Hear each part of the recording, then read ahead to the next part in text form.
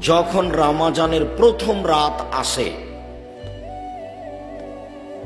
ইউনাদি মুনাদিন আকাশ থেকে চিৎকার করে বলে, ইয়া বাগিয়াল খায়রে আকবিল, হে কল্যাণকামী তোমরা আগিয়ে আসো। ইয়া বাগিয়া শাররে আকসির, হে পাপকারী তুমি একটু পাপ থেকে বিরত থাকো। ওয়ালিল্লাহি উতকা মিনান নার, প্রত্যেক রাতে জাহান্নাম থেকে মুক্তি ঘোষণা হচ্ছে, প্রত্যেক রাতে জাহান্নাম থেকে মুক্তি ঘোষণা হচ্ছে, প্রত্যেক রাতে জাহান্নাম থেকে মুক্তি ঘোষণা হচ্ছে। ওয়া যালিকা কুল্লা লাইলাতিন, এটা প্রতি রাত চলতে থাকে।